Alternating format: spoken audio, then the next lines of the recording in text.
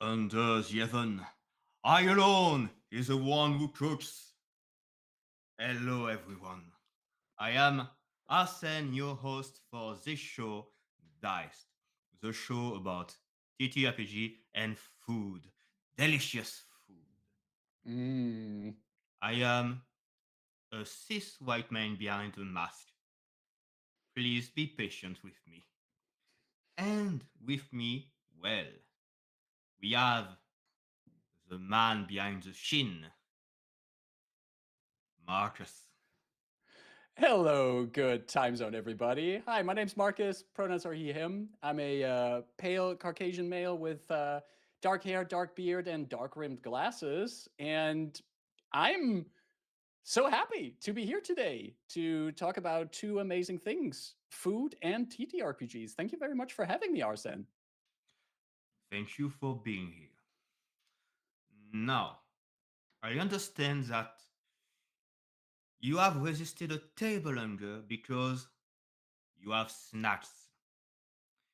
You have some very good snacks from the Netherlands and from Germany. I think so. What have you brought us? So, I didn't cook anything or the likes. I didn't bake anything. I have a confession to make of all the fantastic guests that will be on this show. I kind of succeeded in sneaking into this show without being an actual like cook or something. Anyone who like really cooks food or the likes, but I am an how do you call it? I enjoy food. I enjoy food. I enjoy snacks, and I did manage to bring some little snacks here for tonight. For example, I have from Germany. There is the good old Hanuta, which is kind of a hazelnut chocolate cookie or like hazelnut chocolate cream between two wafers. We have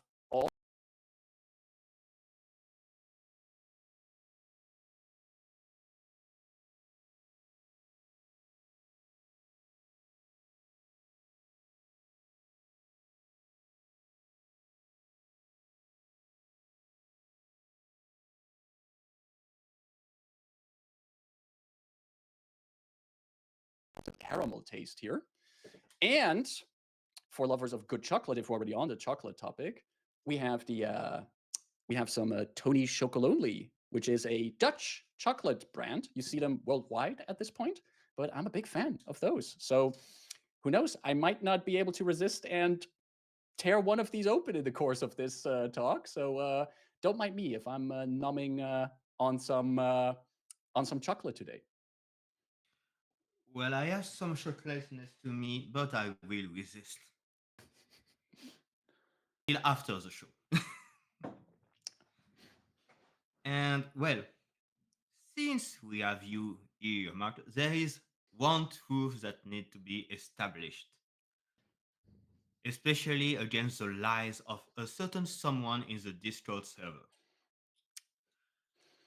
Flammenkirche is not a German pizza. That is a fact. That is the truth. And whoever you talk to who tells you, oh, Flammkuchen, that's just German pizza, right? You look them right in the eyes, you you get really quiet, and you tell them it's not German pizza. It's It's different. not. It's delicious. Pizza is also delicious, but just because two things are delicious doesn't make both of them pizza. That would also make lasagna pizza.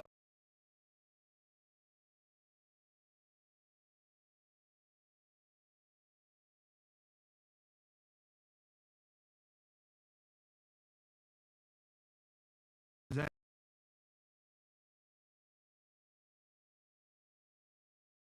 I don't. But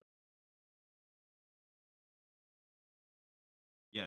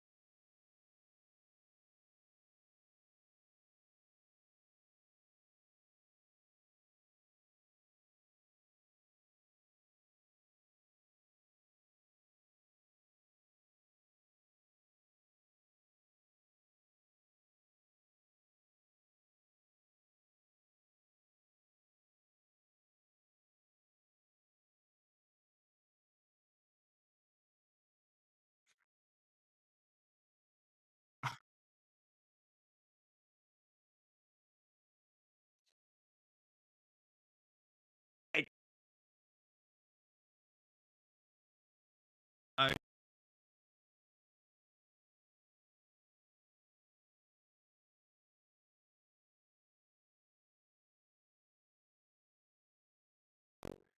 when it comes to snack bar food. We're at uh, we're getting some some intel from a information. producer. Yes. Yeah, Are you hearing us? Are you hearing us correctly in the chat? We hear you now. Perfect. perfect. So we were talking about the difference between Dutch and German cuisine, and the biggest one is that the Dutch are way better when it comes to snack bar food. So the kind of things like just these deep fried snacks that you can have alongside with a helping of fries and the likes. And the Dutch are absolute masters. Can you give us an example of one of those deep fried food? Well, there is, for example, we have what's called the cas soufflé, which is basically you take some delicious cheese, you put it in some dough, and then you throw it into you deep fry it, and the cheese is all molten on the inside. And if you're not burning the inside of your mouth while eating it, you're doing it wrong. This And is then there's enjoyed hot. exactly. You basically want them as hot as possible. And then there's also what we call um, bitterballen, which literally translated translates to bitter balls, which I understand might have some insinuations, but there's nothing bitter about them. I'm not sure what the origin of the name is, but bitterballen are basically little balls that are filled with puree made out of meat, and you also deep fry those. And you usually get them in like batches of like 9 or 12 of these little balls. And then you dip them in either some mustard or some mayonnaise. And also, those, if you don't burn your mouth while eating them, you're doing it wrong. So basically, what I'm saying is if you don't burn your mouth in a Dutch snack bar, you're doing it wrong. Are you sure that you're actually tasting the meal and not just tasting the burn? I'm pretty sure because there is also like there's actually quite some differences in various kinds of making these different bitterballen, for example. There are, for example, also vegetarian versions and cheese versions of them these days. So there is quite the wide gamut of different flavors that you can still get from them. But um, there's also a lot of very just simple made and just still delicious ones that you can get at like 3 a.m. after you just are on your way home from a night out and just want something fatty, something hearty. Then you get a large helping of fries, some mayonnaise, and a handful of bitterballen, and you're all set. Sounds like a good night. You talk there a lot about what the Dutch do best, shall we say. What does the German side does better than the Dutch? Okay, so this one's a little bit hard for me because, and if there's any Germans who watch this who want to disagree with me, please feel free to disagree with me. But I do think the best parts of German kitchen are most of the meat related meals. And I've been now a vegetarian for about 10 years, but when I was still a kid, I still ate meat. And um, there's like a wide variety of meat-based meals that I think are very essential parts of German cuisine. We all know the classic of the Schnitzel, for example, which I think technically isn't German, but is Austrian if we want to be really technical. There's also a German variation on goulash, which of course is originally Hungarian, if I'm not mistaken, I think so. but there is also a German twist on that. And um, there is also, yeah, all kinds of variations on the schnitzel with specific kinds of sauces. So I think, especially in the meat based meals department, German cuisine has a lot of great options. All right. So on the Dutch side for deep frying food, on the German for meat stuff. Exactly. But yeah, it's been I live near the border with Germany. It's been a while since I've done it there, so I can't really say. I f- I will say that the thing I dislike the most about the German is why do they all do the the fizzy water? Why? Yes, the fizzy water. Is it for you as a Frenchman? Is that something that It's that really not even as a surprises you? French. It's not even as a Frenchman. It's just as someone who doesn't like fizzy thing. Like I just take an apple juice. Oh my! It's cheesy. It's fizzy too. I actually, you talk about it, but here in this glass that I'm holding up right now, this is the fizzy apple juice, also known as Apfelschorle. So, what it basically is you take about half a glass of apple juice and you throw in another half glass of fizzy water, and you basically get the nectar of the gods from this. And this you can get this also pre-bottled in Germany. You can get them in these big 2-liter bottles. I currently have still a few right over there. And every time I go to Germany, I make sure I buy a few bottles of it because you can't get it in the Netherlands. You can only get it in Germany, and I love it. Well, since I don't like fizzy stuff, I just and it is supposed to be the drink of the gods, then I guess I would just kill the gods and replace them with one with better taste. I do think I would love to see a non-fizzy version of this Apfelschorle, but I think then you just get diluted You just get diluted diluted. apple juice. Yeah. Yeah, no. You could just put the fizziness in without the water. That would be the same. Please don't at me. Please. Some hot takes on fizzy water today. Yes. Well, that was a lot. And that's the things you get when you get to Germany. You get the fizzy apple juice. All right. Without the fizz, that just wet well, apple juice is wet by definition of being a liquid. We can make it even wetter. We can make it wetter. Yes. Well, that was a lot of talk about food. Let's go towards the other part of the show, more towards the TTRPG side. Do you often play EL? Do you often play in or on the wheel table and not just online?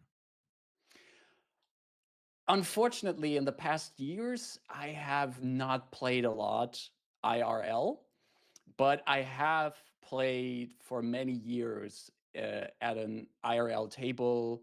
I ran a really cool Dungeons and Dragons campaign for an IRL group, and also basically all of my high school and college years. All of my groups were IRL groups where we would meet up at each other's place and play a variety of tabletop RPGs. But these days, most of it is online, and I'm a big fan of playing online. It has advantages, but it does have the drawback that you can't really uh, like share food with each other, like at an actual physical table. Yes. I started with online gaming and only after a while did I really meet with real people. And it really is different. And I had the luck that every time I went somewhere at a clubhouse, we always ate together. Mm. And that's fun. That's just a nice little moment. Did you also eat together when you were playing? We sometimes we would like have, and this was especially like in high school and college days, we would like meet up and have like either lunch or dinner together first. But most of the time, eating did happen while playing the game. So actually, like snacking during the game, people bringing in their own snacks, sharing with each other. I was also always very happy that for most IRL groups that I played in, people were usually pretty good at all of them contributing some kind of food or snacks to the group. And even to the point that not all of them were like the more unhealthy snacks. So we didn't just end up eating Doritos and chips all session long. We actually also had like tomatoes and cucumbers and apple slices and all that kind of stuff at the session. So there was actually quite some balanced snacking happening there. Well, that's nice. We Since we eat together, we don't tend to bring the most balanced snacks there is. But sometimes you well, this was what last week at the club.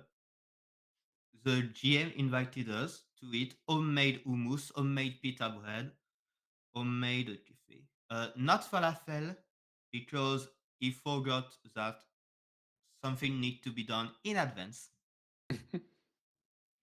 But yes, a nice little teamed snack together across the session just to have it.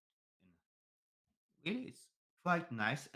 But the snacks are often we use chips and chips and everything in between. It's the classic. It's a classic. Well, what are your classic snacks when Snacks while playing a session? while playing a session? Yes. Okay. I really love snacking during sessions, but I'm also 9 out of 10 times, I'm the GM at the table. And I know, Arsene, you have experience also running games. And I think you also know that the challenge when running a game is that you do a lot of talking and describing. And it gets really hard to snack while you're talking and describing things that happen at the table.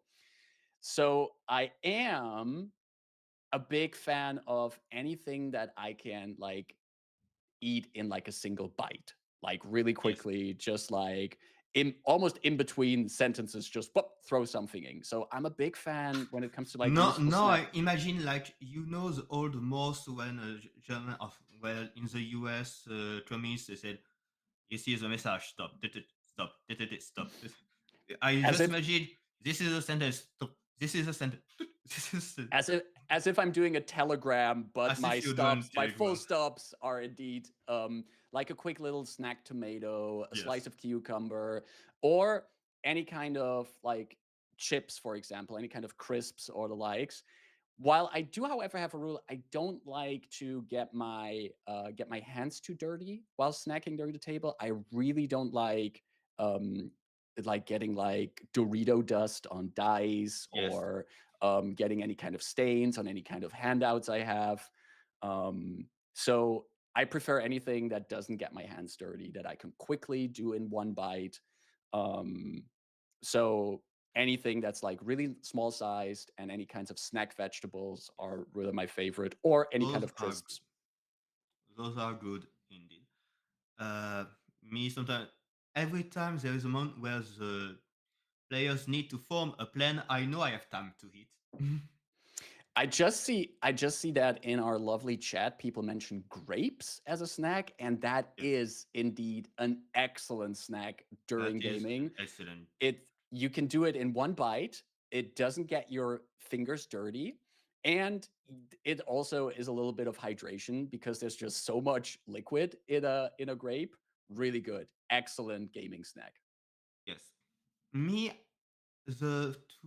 I usually keep a little paper towel or something to quickly. Or I recently saw for a sort of like the chopstick, but attached to Mm, your finger, so you just take the chip and that's without a good one. touching it That's with a your finger. And I'm like, all right, I know this is just a gadget, but I want it. that sounds actually useful. It sounds really useful. Um, um, do you still play if you play sessions IRL? Do you still have like character sheets printed out, or do most of your players have them on mobile devices or on tablets? Printed. printed, Printed. printed. So that Mostly because we don't. The screen is not a phone screen is usually not the right size for some things, yeah, and because because often when I do IRL, it's for either clones or for sort of one shots. So this mm, is most often pre-made character, and the campaign stuff there are really good ones that we keep. But often it's pre-made, so it's better to just print them out, distribute them because you can't give them before. exactly. But so then you know the struggle of when you have like a handout, a printout of a character sheet, and at the end of a session, you can clearly tell who touched those sheets with dirty It's been fingers, and used, you but it's just see fine. the Dorito dust and everything on them. Uh, when I was at my previous work, there was a plastifier. Mm. Good So choice to sometimes just plastify all of that. Typical case of boss makes a dollar, I make a dime. That's why I plastify yeah, sheets on company time. Yeah. yes, yeah, a lot. But and sometimes I don't need to because instead of having character sheets, some games have character booklets. I don't think I have some. I don't think I have some ready today. I would need to forage a little to find some, but instead of having just one page, you have a little booklet with resume of the rule and every places to write things. And I like to get them for the players who play campaigns when there is one for the game. And Right. I just saw something outrageous.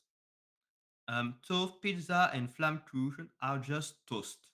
Here we are again. There it is again. This misinformation being spread This is around the internet. This is, can we, this, once again, we started the stream with it, and I'm just again backing Arsene up here.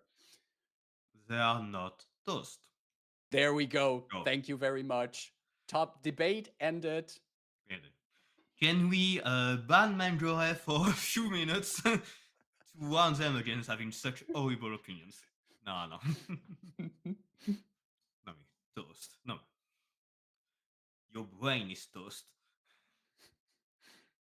Nah. What is coming to a world when people think this? I'm joking.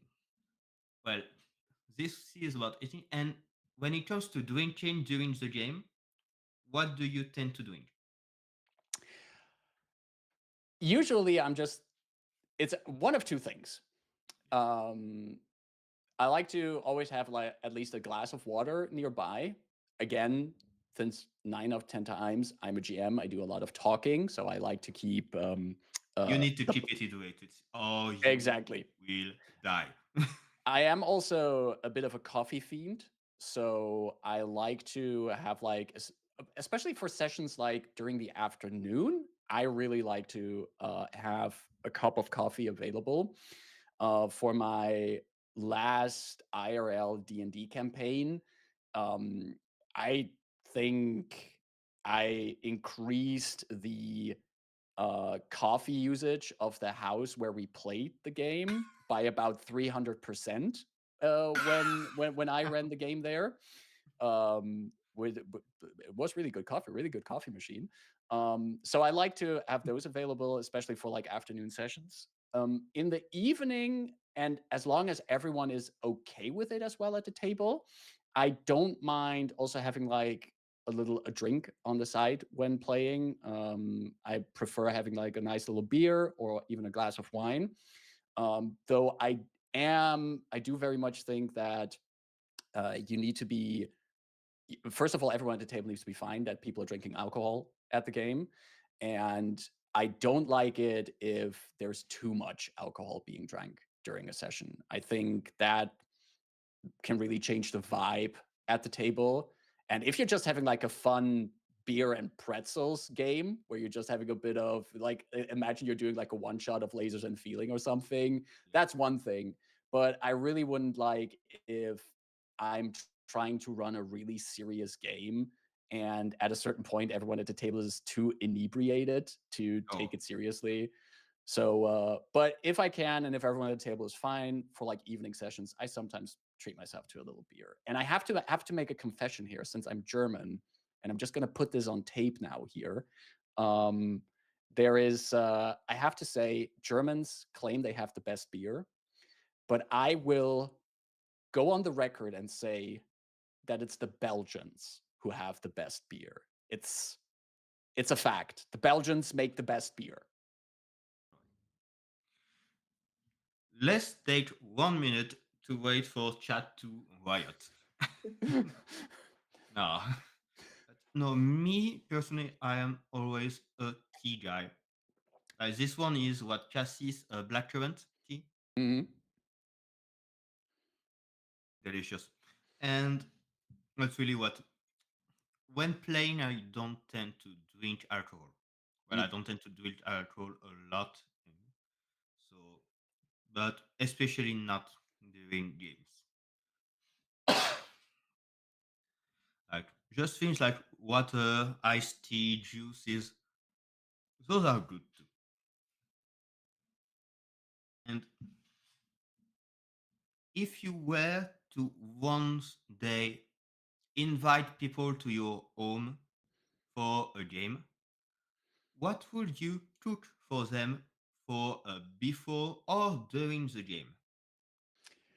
Okay, so also, as I mentioned at the start of the stream, I'm probably the only guest here who doesn't cook a lot. I am fortunate enough to be married to the best wife in the world who enjoys cooking. I know how to cook if I have to. I can cook. So if I were to cook, I would probably go for something that we could have before the session. And if let's assume we have a table of 5 players and me, so 6 people to feed. Yes. I would just make a lot of curry. I think like a lot of Oh, curry and rice, a good hearty meal before the session. And then for during the session, we have a lot of the aforementioned snacks, a lot of different fruits and vegetables also, and of course the necessary chips and the likes.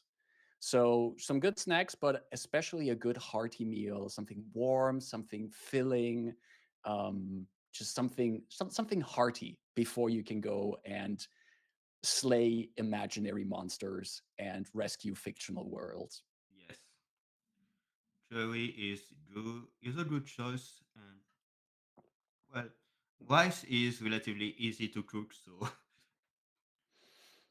I have not yet succeeded in burning rice, so I am able to cook that. perfect. Well, there are some people that are capable of burning water, so It's true. you're good. It's true. You're good. It's true.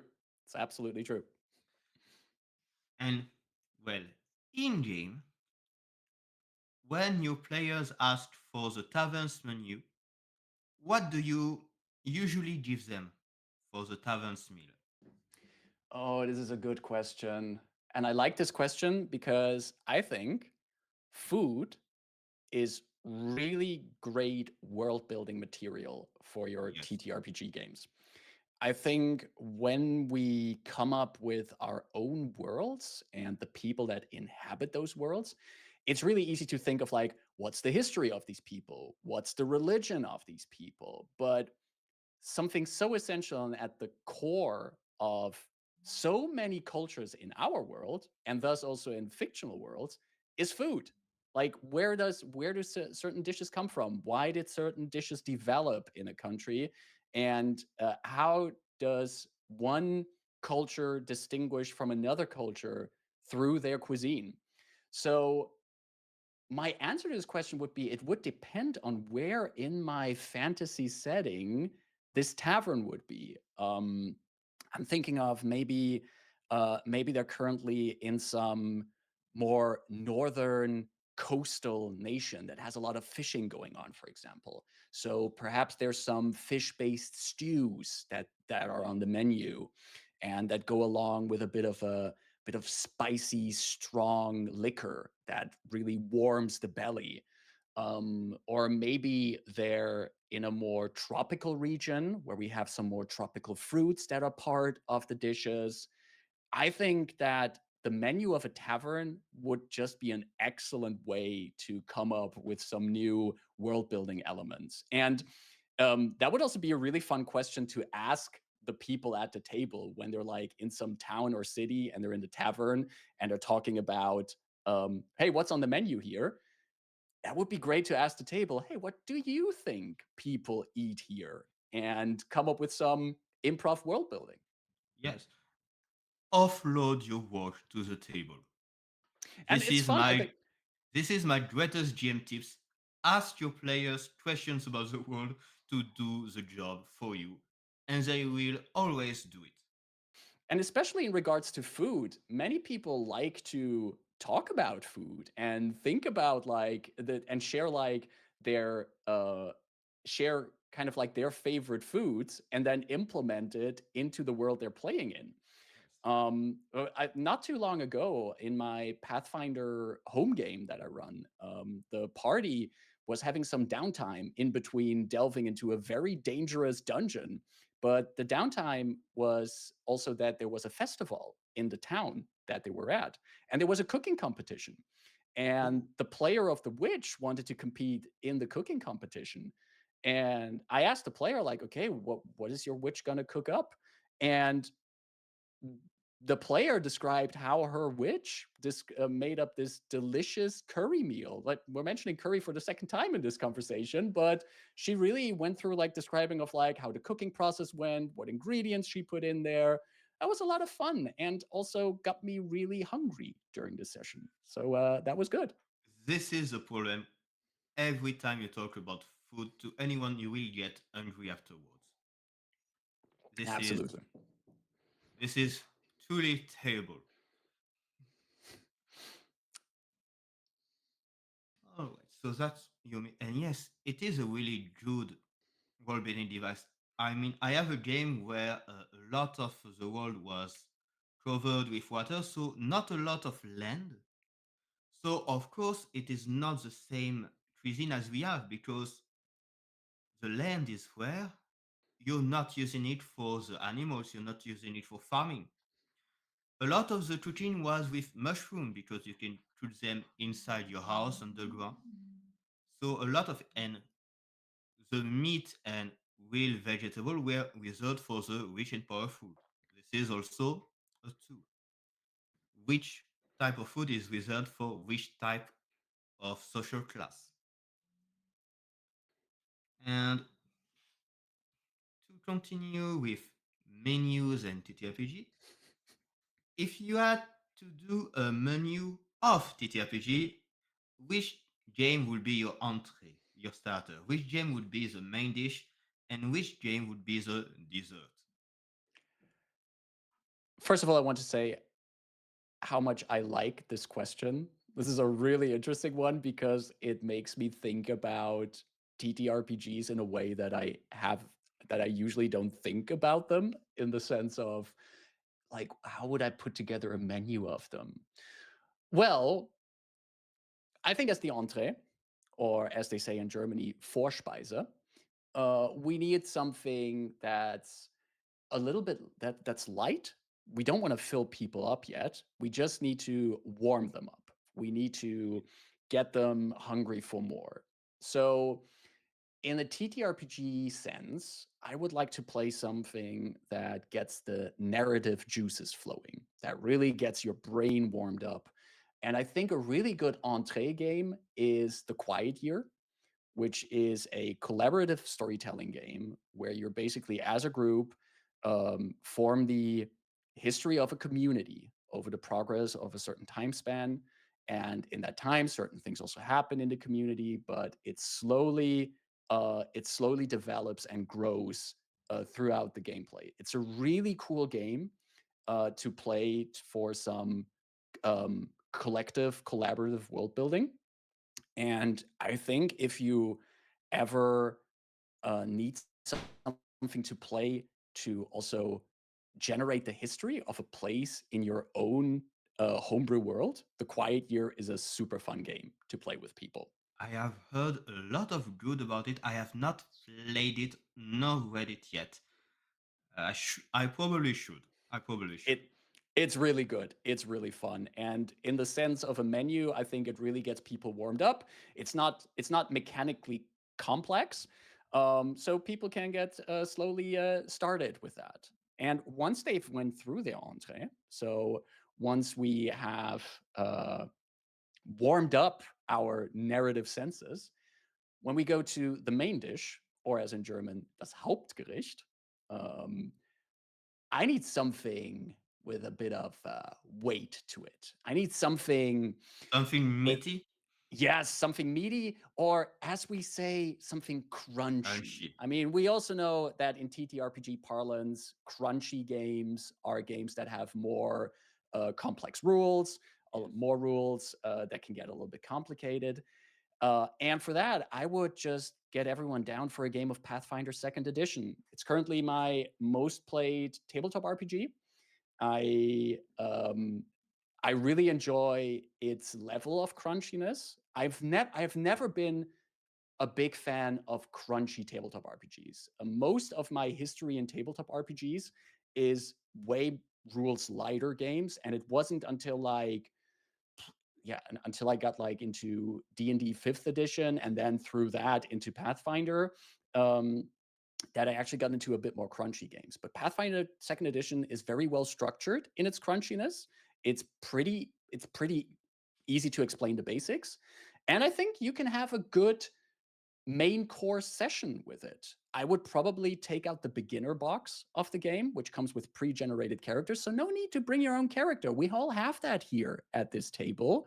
We can just whip it This is a out. menu. We serve you. You don't have to do the work. Exactly. Exactly. You don't need to fill your own plates. You don't need to generate your own characters. We have the pre-gens here. Pull them out. We're going into the basement of a fishery where there's some kobolds and other big monsters. And we're going to have a nice little fun Pathfinder session as our main course.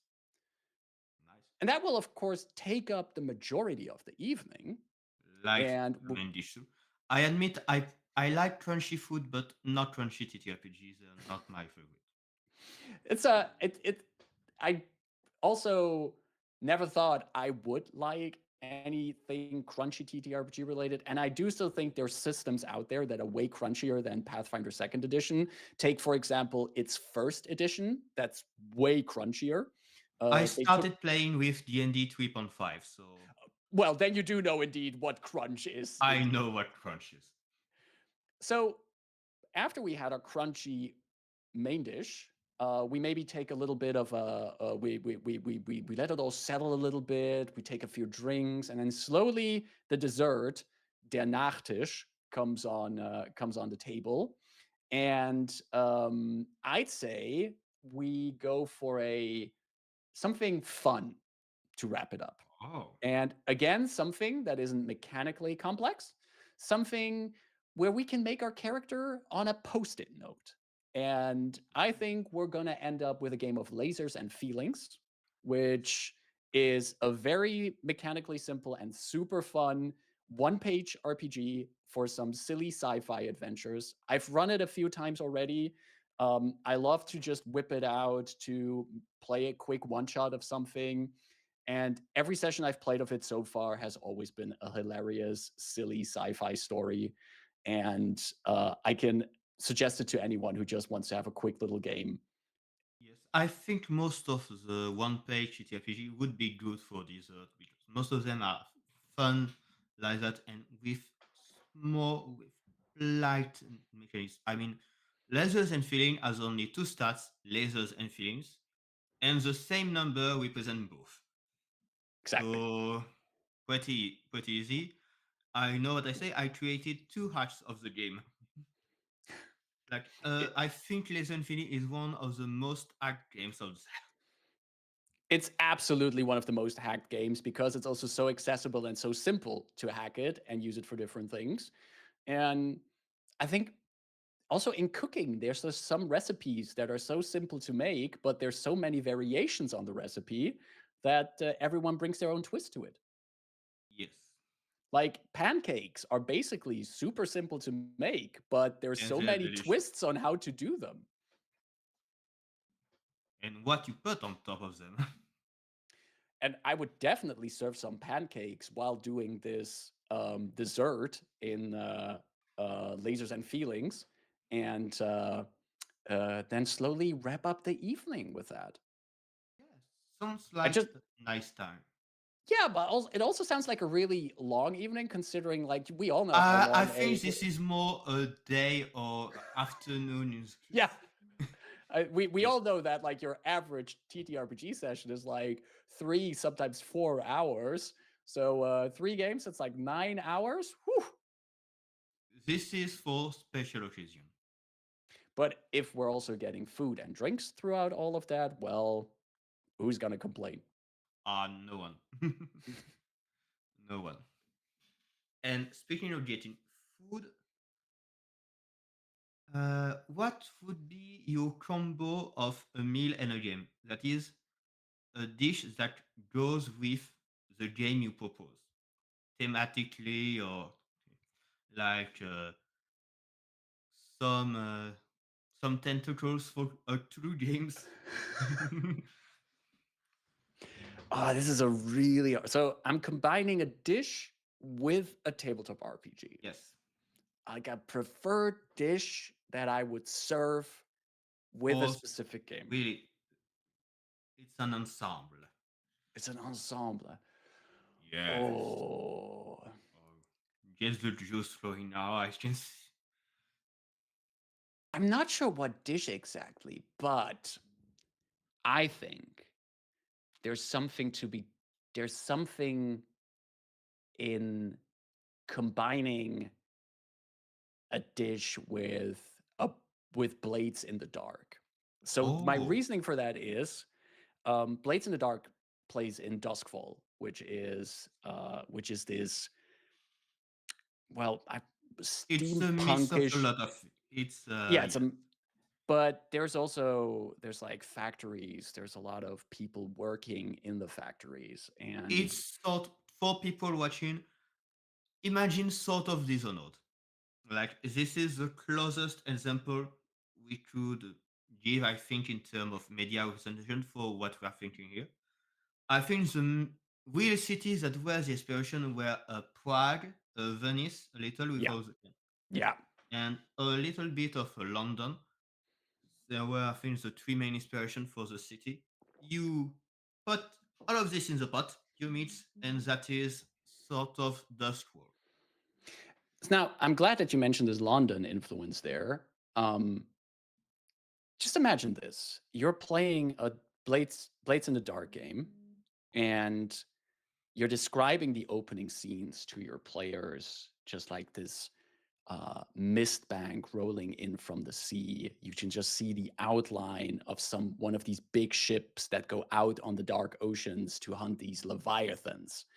But you're in this harbor, and your gang, your band of characters in Blades in the Dark, is grabbing a quick bite at some kind of food stall. And I think that serving some fish and chips there would not be that bad to It's, it's just yes, to underline the vibes. es- especially for the people that are the characters. They are common people. They are criminals. So something you can take on the go like that. I think it's really a good. Yes, it's a good fit.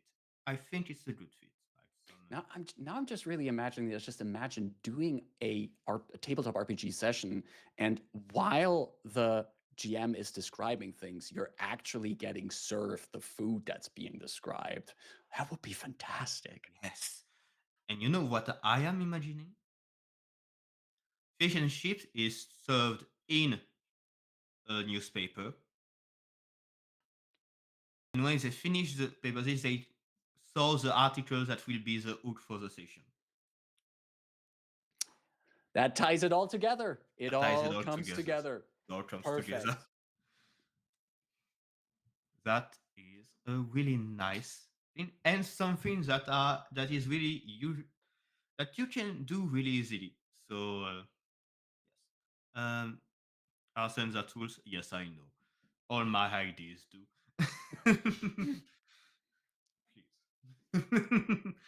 um, what is the monster or the fantasy plants, like not one you can find in in our world, from a TTRPG that you would most like to either cook or eat?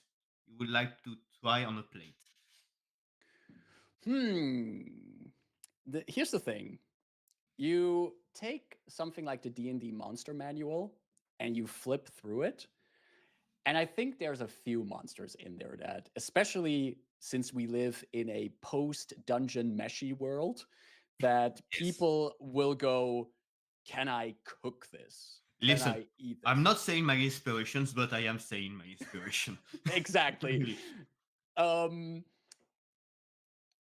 this might be weird, No. but I would want to know what a displacer Oh beast my! tastes like.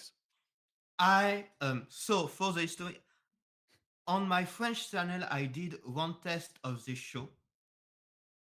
The person I interviewed also said the Displacer Beast. Like, there's just something. Displacer beasts have these tentacles on their back, like, and also the fact that they have this natural displacement that makes it look like they're in multiple places. I think that those tentacles, that's where that magic is in.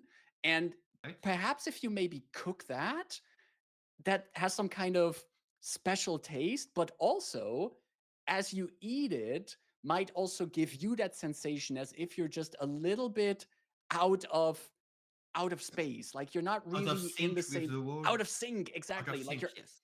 exactly. So it's also like this really special sensation, maybe a bit of a special tingle on your tongue or something. I don't know. I see a displacer beast and I think maybe Hey, delicious. it would be something to try. This is your Laos speaking. Yep, Why yep. not? And I see on one side there is let him cook, on the other there is remove his spatula. I So, always aim to divide people in my opinions. and with this, we are satisfied with dividing. Like, I also want to throw this is a in wonderful. maybe I want to throw in another candidate, and this one I would turn into a soup. Oh, which one? Gelatinous cube. Well, We can like especially so here's what I imagine. You see, gelatinous cubes, they when they move through a dungeon, they kind of like polish the dungeon because they dissolve all of the dirt, all of the so fungi. do you think that the taste of all the things they absorb will be in the cube? And I think that there's like Right. gelatinous cube hunters who go to specific regions where specific gelatinous cubes can absorb specific things. So they develop a specific flavor. And you have like all of these different flavors of cube soup. Hold up, cube soup. This is a campaign waiting to happen. A So, campaign of gelatinous cube hunter. This is a game waiting to happen. that's free to use for everyone who thinks like I need a plot. Well, there's gelatinous cube soup makers. This is a great idea. Well, we're getting towards the end of our show. So this Already. is the time for the special random question. Either Ooh. you choose to be safe with normal questions, should we say, with a D8, or you Mhm. choose to spice it up a little with the potion. Doing this, it is a D20 inside. The first 8 are the same that with the D8, but the rest are, well, the last one was a staple of Goblin cuisine, so you can imagine what the rest will be like. Do you Oh. drink or do you roll the D8? Oh no. See, if you give me the option to do something spicy, I know, um I I will know everyone will take the D20. I take the D20. So roll that potion. Well, shake it, we move to the top, and it's a 20! Natural 20. Natural 20. So, moving towards my list, 20. All right. If I come if I come to your house, what would you cook for me? Yes, the nat 20 is a question for me. Why wouldn't you? If you make this list of questions, I would, if I were you, I would have made all the questions about me. What would you cook for me? What would you buy me? Um, what would I cook for you? Okay, so before you arrive, I would of course check like, is there anything that you absolutely don't like? Is there anything you absolutely don't eat? Cheese. As Cheese. we inserted last, most cheese I don't. Yeah. And if we could avoid things coming from the sea, I would appreciate it. Okay. So here's the thing. You come to my place, and we actually go to the nearest snack bar that I have around here. Because as I mentioned earlier, the Dutch really make good deep fried stuff. So I'm going to kind of avoid the question a little. I'm not going to cook for you, but I'm going to take you to the snack bar, and I'm just going to tell you to pick whatever you want off that menu. Don't take the souffle because there's cheese in it, but take a bunch of bitterballen, for example, and take a nice big portion of fries. You could try what we like to call a frietje oorlog, which translated is war fries. So you take a bunch of I am fries. intrigued. So you take like a good serving of fries, you put mayonnaise on there, you put peanut sauce on there, satay sauce, and also put some onions on top of it. And you have a delicious portion of fries, and then you take like a helping of bitterball and take 12 of them for yourself. Really got to make sure you're filled up. And once you're once you're filled up from that, we might walk over to the local supermarket to get you also some Dutch hagelslag, the chocolate sprinkles, to take home with you on your way back. And since I do know you're also a fan of theme parks, while you're in the vicinity anyway, once you have a full stomach, we head over to the theme park of the Efteling, which is like the most popular Dutch theme park. And we also treat ourselves to some delicious food over there. Yes, I am a fan. Efteling is on my list. Well, now I just need to reserve either the train or repair the car for the long trip. I have a vacation at the start of May, and I started planning for going to Efteling, except with something that I don't have the time anymore because of repairs. So I could have just showed up. No, but that sounds well. Even if we don't go well, you bringing me to Efteling, so I will do anything you say. we might even do all of we I might am even do very comfortable with some we might things. even do also all the eating at the Efteling already. So then we eat, we go on a ride, we eat more, we go on another ride. Yes. Like Michelle says, I will face the scary no explanation snack bar menu so I can visit the theme park. You Yes. you have a local with you. We can explain the menu to you. Yes.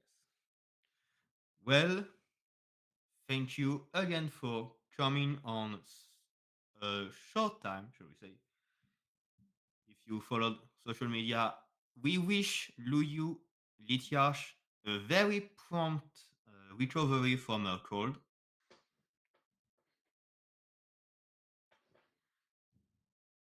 This was diced on Euphoria. You can find Euphoria everywhere on the internet. You just need to look below the stream with all the links. I'm sure there is one where you're also at.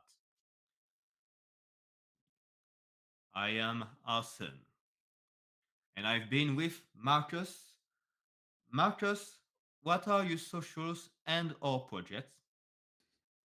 Well, I'm Marcus. You can find me practically everywhere online as Dutch Individual.